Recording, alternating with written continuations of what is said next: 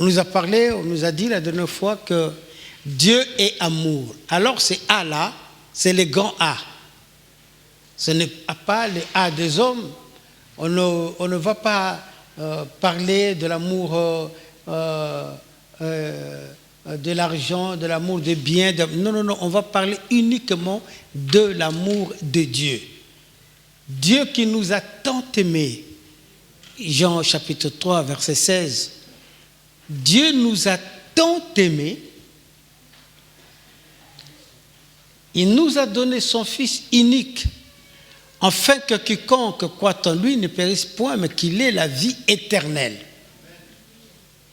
Amen. On nous montre que Dieu est amour.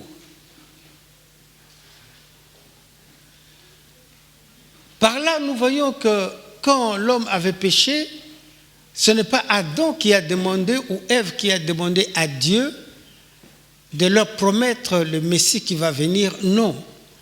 Mais Dieu a manifesté, a montré son grand amour.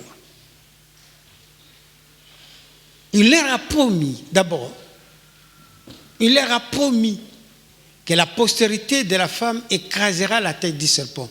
Parce que Dieu ne voulait pas laisser l'homme dans cet état-là.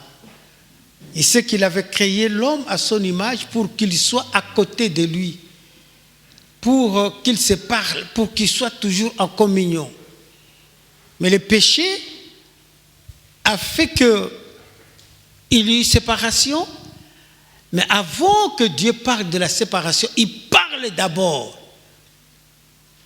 du Messie qui va venir, du Messie qui va écraser la tête du serpent. Et après, il ne laisse pas comme ça. Il va prendre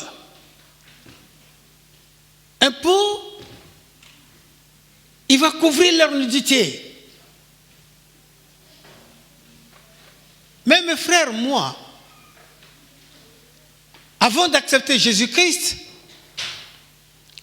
si tu me fais quelque chose qui ne me plaît pas, la première des choses, c'était la bagarre.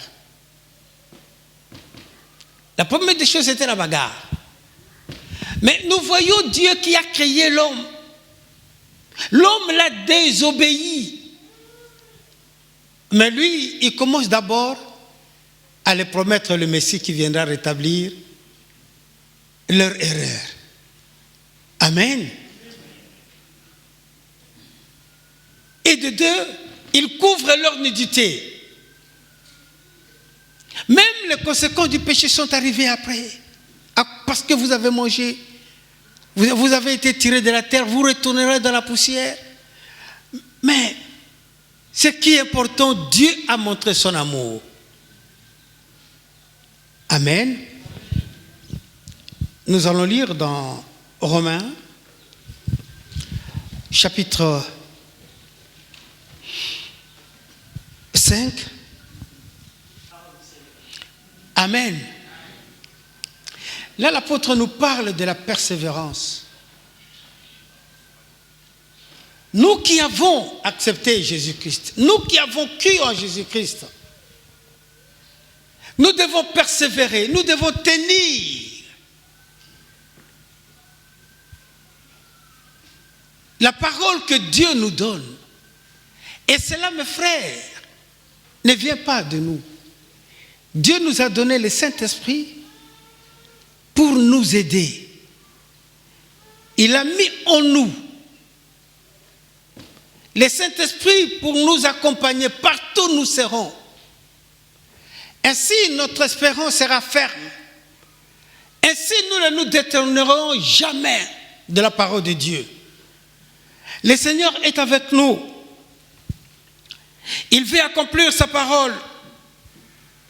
Au verset 5, on dit « Oh, l'espérance ne trompe point, parce que l'amour de Dieu est répandu dans nos cœurs par le Saint-Esprit qui nous a été donné. » Amen. L'amour de Dieu est répandu dans nos cœurs par le Saint-Esprit qui nous a été donné. Mon frère, ma soeur, Le Saint-Esprit n'est pas là pour nous accuser. Au contraire, le Saint-Esprit est là pour nous encourager. Le Saint-Esprit est là pour nous rappeler tout ce que Jésus-Christ nous a dit. Il nous le rappelle pour que nous soyons forts. Le Saint-Esprit ne vient pas pour contredire la parole de Dieu. Mais le Saint-Esprit vient pour confirmer, pour nous aider, pour nous soutenir. Alléluia. Vous savez, quand je préparais ce texte et je suis arrivé là, je me suis dit, Seigneur, vraiment prends pitié de nous. Parce que des fois, nous nous tardons sur des choses qui ne glorifient pas Dieu. Des fois, nous essayons de compliquer les choses pour rien. Jésus a tout fait, il a tout accompli. Alléluia. Et il nous a promis le Saint-Esprit qui est descendu le jour de la Pentecôte et l'Église a commencé. Alors que tout au début, il y a longtemps, le pasteur Maubéjo est là, il y a longtemps, très longtemps, dans les années 80, alors qu'un serviteur de Dieu ici à Paris avait commencé l'Institut biblique, et nous tous, on allait.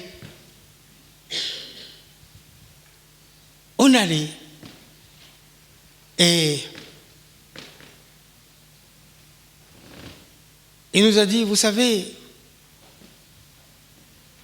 il faut très bien lire la Bible. Il ne faut pas choisir les versets qui t'intéressent. Mais il faut lire la Bible dans la globalité pour que tu puisses comprendre quelle est la pensée de Dieu. Et Paul, qui a fait l'évangélisation mondiale, il a beaucoup écrit. Il a écrit. Mais Paul, quelque part, dit, là, je vous parle en tant qu'humain. Selon ce que je vois, mais beaucoup plus, il a parlé des choses spirituelles inspirées par Dieu. Mais il dit, ça c'est moi, Paul, qui vous l'ai dit. Faites comme moi. Moi, Paul, je vous l'ai dit. Mais sinon, en tout, nous voyons que le Saint-Esprit qui nous a été donné, celui qui nous dirige. Amen. Et la Bible dit que il y a des choses même que nous ne comprenons pas encore. Le Saint-Esprit viendra nous les révéler plus tard. C'est ainsi qu'hier, on nous a dit qu'il y a des églises qui étaient vraiment des églises qui marchaient dans la voie normale. Mais à cause de versets, à cause de quelques membres de l'église, ils se sont détournés. Mais gloire soit rendue à notre Seigneur. Alléluia. Il y a d'autres qui sont revenus dans le droit chemin. Amen.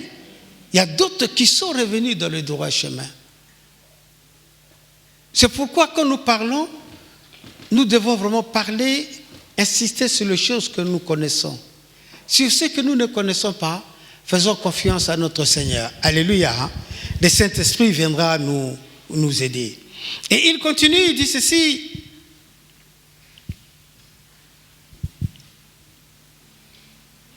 Au verset 6, car lorsque nous étions encore sans force, Christ, autant marqué par Dieu, est mort pour les impies. Amen. Christ est mort pour les impies. Christ est mort pour ceux qui ne le connaissaient pas. Et il est mort pour nous qui étions éloignés, qui n'étaient pas un peuple élu, un peuple choisi. Mais Christ était déjà mort pour nous. Alléluia. Il a tout fait, il a tout accompli. Il a tout fait. Et pour que la parole nous arrive,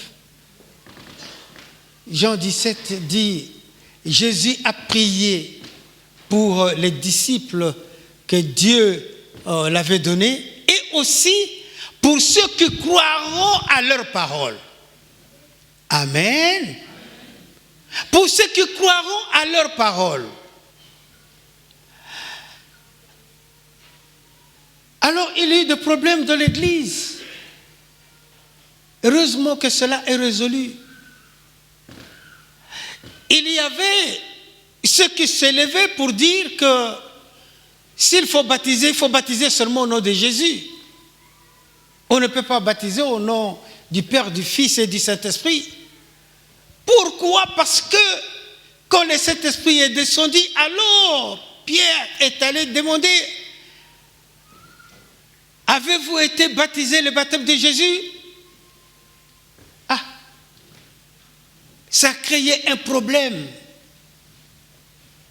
La guerre de versets, nous devons faire très attention aux guerres de versets.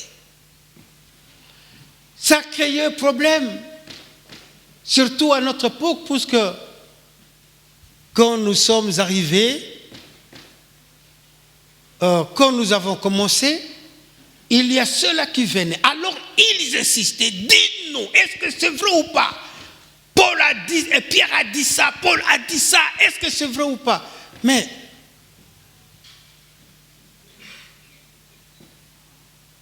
quelque part, nous posons la question: est-ce que l'assassin qui était, le brigand qui était à droite de Jésus-Christ, est-ce qu'il était entré au ciel ou pas? Puisque cette personne n'était pas baptisée. Cette personne n'était pas baptisée, on ne le dit pas. Hein? Dans la Bible, on ne le dit pas. On dit seulement qu'il était un brigand. Mais Jésus lui a dit: aujourd'hui même, tu seras avec moi au ciel. Amen. Aujourd'hui même, tu seras avec moi. C'est parce que cet homme n'avait pas encore écouté l'évangile. Amen. Il était ignorant. C'est pourquoi la Bible nous dit ici que Jésus est mort même pour les impies. Il suffit de croire en Jésus-Christ, notre Seigneur. Amen. Mais nous qui écoutons l'évangile, mes frères et sœurs, nous devons savoir que puisque je marche selon la parole de Dieu, en moi il n'y a pas de culpabilité. En moi il n'y a pas de culpabilité. Parce que je marche selon la parole de Dieu. Et le Saint-Esprit témoigne en moi que je suis enfant de Dieu. Alors tu dis à ton frère, à ta soeur, tu es enfant de Dieu.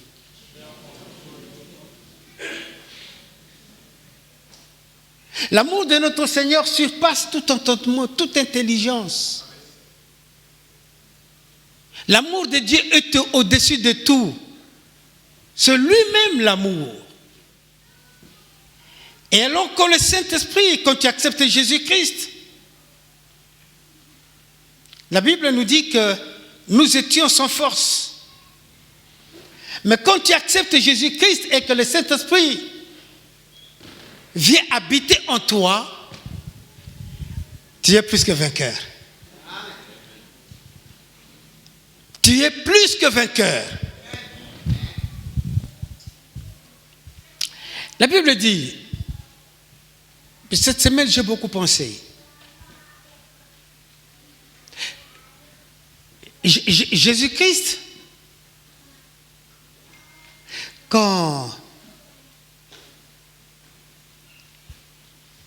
avant qu'il vienne sur cette terre, il est Dieu, il était assis dans son trône, sur son trône.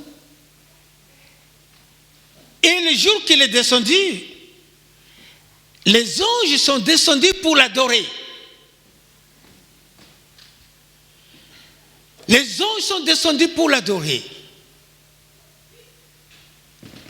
Et pendant son séjour sur cette terre, pendant son ministère, les gens voyaient les choses extraordinaires qu'il faisait. Et les gens se demandaient, il y a d'autres qui posaient des questions, est-ce que c'est lui qui allait venir ou pas? Je reviens même Dans l'Ancien Testament, celui qui dirigeait Israël, celui qui a dit à Moïse, fais sortir mon peuple de l'Égypte. Et il a dirigé Israël avec sa main puissante. Il était le roi d'Israël parce qu'il prenait soin d'Israël. Il pourvoyait à tous leurs besoins. La Bible nous dit, même les lacets de leurs sandales n'étaient pas usés. Même leurs vêtements, vous vous rendez compte, mes frères et sœurs, pendant 40 ans, il les a conduits. Une fois entrés dans le pays de Canaan, ils ont dit, écoute, Samuel, donne-nous un roi. Mais Samuel a dit, mais pourquoi vous me haïssez? Qu'est-ce que je vous ai fait? Dieu a dit à Samuel, Samuel, donne-le le roi qu'il demande. C'est moi qu'ils abandonnent. Et ils ont abandonné les seigneurs. Ils ont refusé que Dieu soit leur roi. Mais Dieu régnait toujours au milieu de son peuple. Il était toujours là. Et quand Jésus est venu, nous avons dit que les anges sont venus l'adorer. Et un jour, alors que Jésus-Christ est rentré dans une ville, à Jérusalem, alors il était assis sur un anneau et les gens commençaient à crier, vive le roi, le fils de David. Ce que les Israélites avaient refusé au temps de Samuel, ça a été corrigé ce jour-là. Mais les gens n'ont pas compris. Les gens n'ont pas compris. Il est rentré. Les gens l'acclamaient. Le roi, vive le roi, alléluia. Vive le fils de David. Il est le roi. Mais il y a d'autres personnes qui étaient là pour dire, waouh, mais écoute, mais dis à ces hommes-là d'arrêter de crier comme ça. Jésus a dit, s'ils arrêtent, les pierres vont chanter. Amen. Les pierres vont chanter. C'est pourquoi, frères et sœurs, nous devons garder la parole de Dieu. Nous ne pouvons pas nous détourner de cette parole. Nous ne pouvons pas avoir une autre interprétation. Mais nous devons marcher selon la parole de Dieu. Et je dis tout à l'heure que Dieu qui nous a acceptés, il vient régner dans nos cœurs. La première chose qu'il fait, il nous donne la paix. Que la paix de Dieu soit sur chacun de nous. Amen. Dis à ton frère que la paix de Dieu soit sur toi. Dieu qui est amour, il vient, il nous donne la paix. Parce qu'on était agité, qu'est-ce qu'il faut faire? Qu'est-ce qu'il y a? Qu'est-ce qu'il dit? Non. Que la paix soit avec vous. Vous savez, la paix de Dieu, Dieu n'est pas en paix avec les méchants. Non, pas du tout. Parce que ces gens-là se culpabilisent. Ils se culpabilisent. À chaque fois, non, je ne suis pas bien, ou bien il va faire quelque chose comme ça qui ne glorifie pas Dieu. Mais Dieu, ce qu'il veut, c'est que tu changes. C'est que tu deviennes une nouvelle créature. C'est pourquoi il nous a donné le Saint-Esprit. Parce qu'il sait que seuls nous ne pouvons rien. Ce n'est pas par notre façon de faire que Dieu va nous accepter. Non, pas du tout. Mais c'est quand nous marchons selon sa parole, selon ce que le Saint-Esprit nous dit de faire.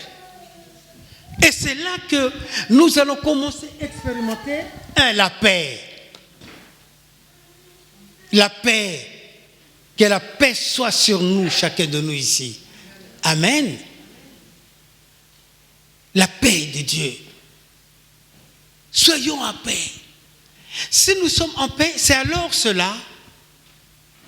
Nous allons voir dans les deuxième partie que nous allons marcher ensemble comme les disciples étaient ensemble. La Bible dit qu'ils avaient un même cœur. Waouh! Un même cœur.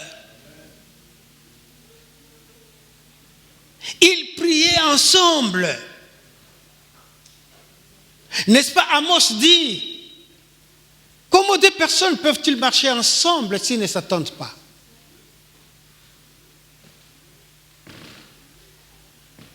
C'est pourquoi le Saint-Esprit qui habite en nous fait que nous soyons ensemble. Comme ça, quand nous allons prier, notre Père va nous répondre. Amen. N'est-ce pas? Jésus dit, là où si deux personnes s'unissent et demandent quelque chose à mon Père, qu'est-ce qu'il fera? Il leur donnera. Il dit, si 2 ou 3 personnes s'assemblent, je suis au milieu. Ce qui veut dire que nous devons nous aimer. Chassons l'hypocrisie. Chassons l'hypocrisie. Dieu connaît nos cœurs. Il sait comment est-ce que nous marchons. Il sait, David dit, mais où me cacherai-je? Même quand je monte là-haut, tu es là. Même quand je rentre dans ma chambre, tu es là. Même quand je dors, même si je rentrais dans les profondeurs de la terre, tu es là. Où me cacherai-je? Arrêtons de faire l'hypocrisie. Arrêtons de faire l'hypocrisie. Dieu voit tout. N'est-ce pas? Le roi syrien qui venait attaquer Israël, il dit, nous allons passer par la montagne. Alors l'homme de Dieu, Dieu l'a révélé, il est allé voir le roi, écoute, vous allez vous placer là-bas à la montagne. Quand ils sont venus, l'armée était là. Et après le roi dit, non, cette fois, on va les attaquer à la plaine, parce que leur Dieu, c'est le Dieu de montagne. Et Dieu révèle aussi cette pensée-là, il dit, va dire au roi. Et quand ils viennent comme ça, l'armée était là. Et alors le roi s'était énervé, il a dit, mais où est l'espion parmi nous qui va dire au roi d'Israël que nous allons attaquer, nous allons passer par tel endroit? Alors ce conseil l'ont dit, vous savez, en Israël, il y a un prophète de Dieu. Il sait toutes les choses, Dieu le révèle toutes les choses, même quand tu dors. Waouh! Alléluia!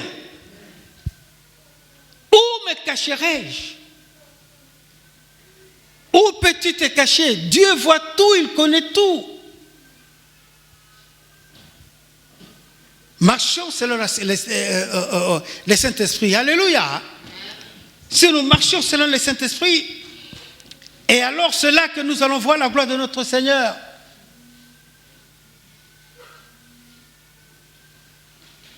Le changement qui s'opère dans nos vies.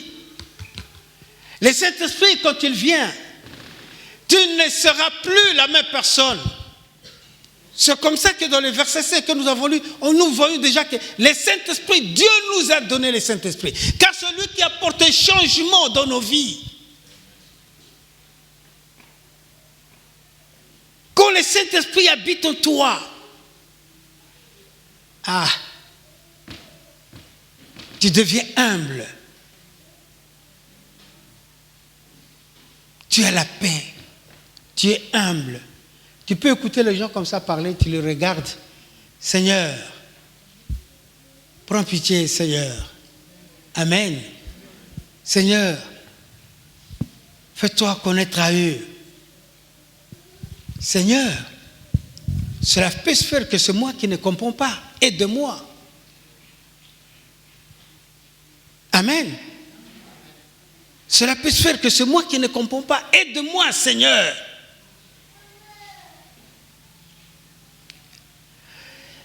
Et l'exemple de Paul nous montre comment est-ce que notre Seigneur peut changer quelqu'un. Mais nous ne voulons pas, je ne vais pas parler seulement de Paul, mais je veux qu'on parle de toi. Alléluia. Qu'on parle de toi. Que les gens disent aussi comment est-ce que Dieu t'a changé. De ce que tu étais avant et de ce que tu es aujourd'hui. D'arrêter les discussions vaines, comme le païen. Vous savez, moi, dans ma jeunesse, je voulais beaucoup provoquer les gens. Je voulais beaucoup provoquer les gens. J'avais un grand frère qui était fort, costaud, Makovec. Donc, puisque je savais très bien que mon grand frère est là, alors moi, je voulais provoquer les gens. Tout petit là. Toi, tu joues avec moi. Toi, tu joues. Et les gars là. Toi, tu dis comme ça seulement parce que tu sais que si j'essaie de te toucher, Makovec va venir. Mais aujourd'hui, ce n'est plus Makovec. Nous qui sommes en Jésus-Christ, ce n'est plus Makovec, ce n'est plus ton père, ta mère, non. Mais c'est Jésus. Alléluia. C'est Jésus. La Bible nous dit qu'à tous ceux qui l'ont accepté, tous ceux qui croient en elle, elle leur a donné le pouvoir de devenir enfants de Dieu. Tu l'es, mon frère, tu l'es, ma soeur, tu es cet enfant de Dieu. Tu es enfant de Dieu. Ne te minimise pas. Lève-toi seulement. Le reste, c'est le Seigneur qui va le faire. Amen. Fortifie-toi, prends courage. Évite les vaines discussions. Évite toutes ces choses. Ça n'amène à rien. Évite. Donc nous voyons la conversion de Paul. Paul dit ceci, lui qui était persécuteur d'église, il dit, après avoir accepté Jésus-Christ, il dit, mais qui peut me convaincre du péché? Qui peut dire que j'ai péché, moi? Parce qu'il est sûr que le sang de Jésus a lavé tous ses péchés. Amen. Il est devenu une nouvelle créature. Vous savez, il ne faut pas aller chercher le mal. Ah, le mal, ah, le mal, ah, le mal. Si tu cherches le mal, tu vas le trouver. Le diable viendra, il va te répondre. Nous avons connu, il y a un garçon, un jour, alors qu'on priait à Marcadet, il était venu, nous avons vu un monsieur de 40 ans, 45 ans. Il était venu baraquer comme ça avec des biceps. Alors, il dit, moi, je suis chrétien. Mais oui, alléluia, nous allons prier ensemble, alléluia, alléluia, on a chanté. Et il venait prier avec nous. Mais ce monsieur, avant de rentrer à l'église, il s'arrêtait quelque part. Et puis il venait. Mais un jour, le pasteur Mobéjo a prié, a parlé de la main de Dieu qui nous touche. Et ce monsieur qui était là, il a dit quoi?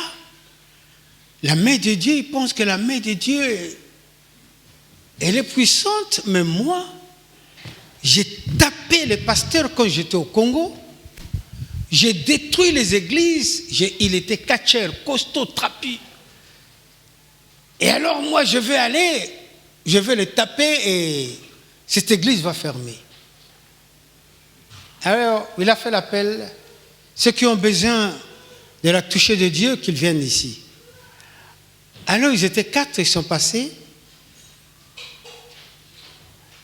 Et le pasteur Mombé, j'étais là, il allait descendre de l'estrade. Il dit, non, le Seigneur me dit, aujourd'hui, je ne touche personne, c'est lui-même qui va vous toucher. Donc, ce monsieur qui attendait que le pasteur Mombé, je descende, non, il était là. Et le pasteur a dit, allons, commençons de prier. Mes frères et sœurs, nous avons vu ce monsieur-là, seul, prendre des postures de catch, de karaté, il faisait comme ça. À l'église, mes frères et sœurs.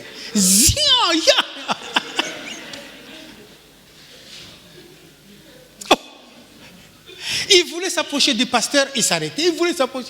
Et puis pour la troisième fois, il s'est vraiment approché. Et alors, il a voulu faire un mouvement là pour projeter le pasteur. Mais nous avons prié, alléluia, jusqu'à ce qu'il a lâché le pasteur. Il est tombé par terre. Mes frères et sœurs, cette personne est restée jusqu'à 18h moins le quart. De 17h qu'il était tombé. Alors il fallait qu'on fasse la délivrance.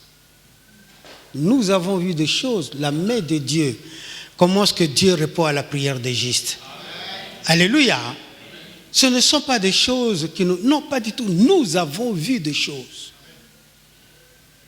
Mais ce que nous avons compris, que la parole de Dieu, alléluia, si tu comprenais la parole de Dieu, c'est cette parole qui va te délivrer.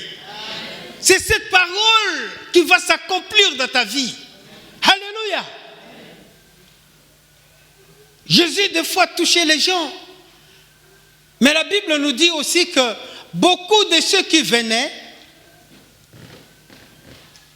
rentraient guéris. Ils ne s'approchaient même pas de Jésus-Christ. Ils ne s'approchaient même pas.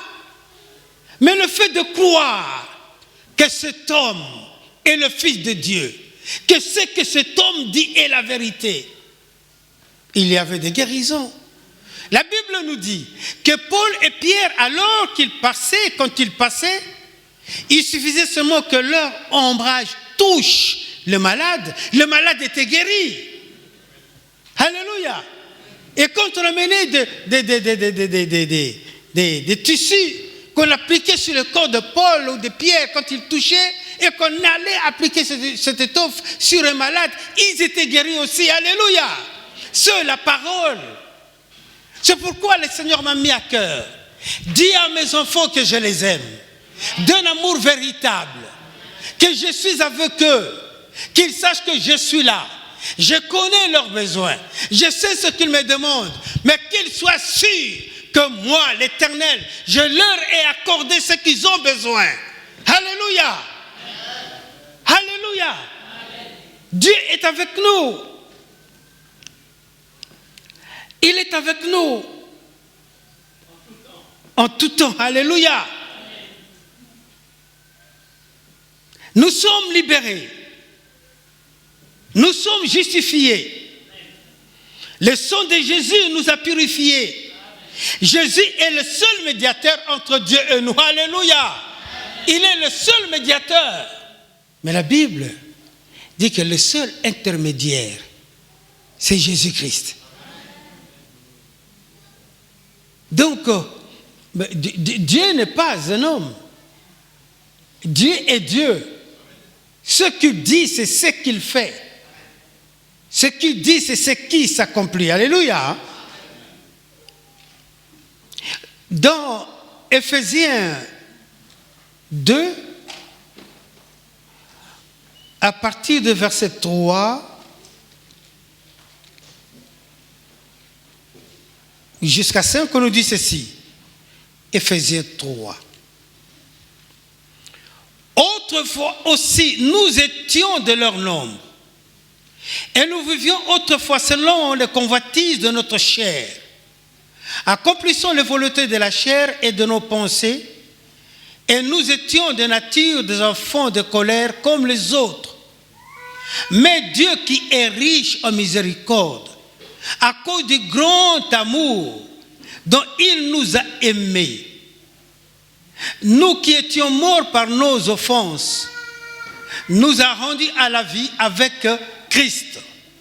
C'est par grâce que vous êtes sauvés. Amen. Verset 8. C'est par grâce, oui, car c'est par la grâce que vous avez été sauvés par le moyen de la foi. Et cela ne vient pas de vous, c'est le don de Dieu. Amen. Alléluia. L'amour de notre Seigneur. Autrefois, nous étions rebelles. Autrefois, nous faisions des choses qui ne glorifiaient pas Dieu. Mais la Bible nous dit ici que Dieu qui nous a aimés d'un grand amour. Romains chapitre 8 nous dit, 30 et 31, il n'a pas épargné son Fils. Il l'a livré pour nous. Alléluia. Alors quel amour, dis à ton frère, à ta soeur, quel amour.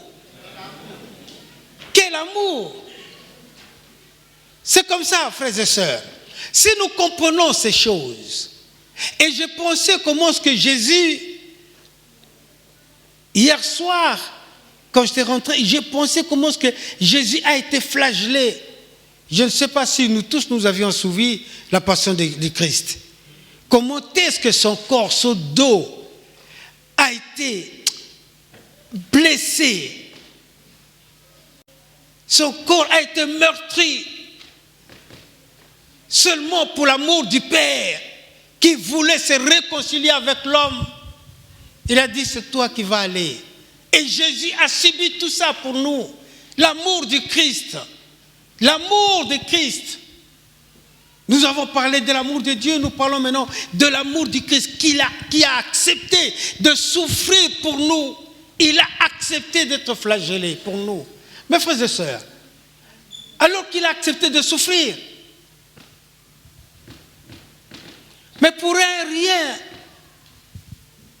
tu veux renier la mort et la résurrection de Jésus-Christ. Pour des choses qui n'ont vraiment futiles. Mais nous qui sommes enfants de Dieu, alléluia, nous attendons, nous persévérons. Oui, on est en train de persévérer parce que notre Seigneur qui viendra nous prendre, le Rédempteur, alléluia, il viendra prendre son Église. C'est pourquoi nous nous préparons. Nous ne préparons pas en faisant des choses humaines. Pour dire que puisque je fais ça, Dieu va m'accepter. Non, pas du tout. Dieu accepte ceux qui mettent sa parole en pratique. Alléluia. Dieu accepte ceux qui ont accepté Jésus-Christ comme leur Seigneur et Sauveur unique. Il les garde et le Saint-Esprit les conduit. Et alors, parce que nous avons accepté Jésus-Christ, la Bible nous dit, dans Romains chapitre 8, maintenant, il n'y a aucune condamnation pour ceux qui sont... Amen. Il n'y a maintenant aucune condamnation. Personne ne peut te condamner, mon frère, ma soeur. Dis à ton frère, à ta soeur, personne ne peut te condamner.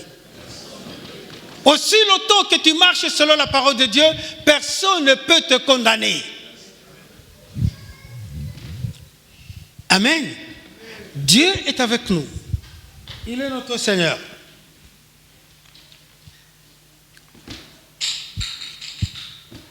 Notre Seigneur, selon sa grande miséricorde, il nous a régénérés par une espérance vivante, par la résurrection de Jésus-Christ d'entre les morts. Amen. Il nous a régénérés. C'est ici que dimanche dernier, on nous a parlé de l'héritage. Amen. Dieu nous a régénérés pour un héritage qui ne peut se corrompre. Alléluia. Parce que si tu renies Jésus-Christ, comment peux-tu t'attendre à recevoir ton héritage? Pas du tout. Pas du tout. C'est ici que nous devons nous fortifier. C'est ici que nous devons nous lever. C'est ici que nous devons marcher selon la parole de Dieu. c'est que nous devons connaître aussi que l'amour de Dieu efface toute transgression. Amen. Et la Bible dit, Romains dit, qu'il nous séparera de l'amour de Dieu. La troisième partie que j'ai préparée, c'était alors l'amour entre nous chrétiens. J'ai dit tout à l'heure, nous devons nous aimer de l'amour véritable. Nous devons nous supporter. Amen. Ne parlez pas le mal des autres. Au contraire. Au contraire. Soyons ceux-là qui supportent les autres. Qui supportent, même un malentendu, qui supportent. Soyons ceux-là qui témoignent l'amour de notre Seigneur. Soyons ceux-là, parce que j'aime mon frère, je vais faire l'évangélisation. Amen. Je vais aller vers ceux que je ne connais pas. Je vais leur aller témoigner l'amour de notre Seigneur. Dieu qui est avec nous, il va confirmer sa parole. Alléluia. Dieu est notre Seigneur. Il nous a tant aimés. Alors je vais aller dans Apocalypse chapitre 2 qui nous parle du premier amour. Amen. Rappelle-toi, mon frère, ma soeur, de quand tu as accepté Jésus-Christ, de comment est-ce que le feu de cet amour brillait dans ta vie, de comment est-ce que tu les cherchais, de comment est-ce que tu priais, de comment est-ce que tu faisais ton évangélisation. Notre Dieu qui est avec nous, il va accomplir sa parole. Amen. Que notre Dieu soit béni.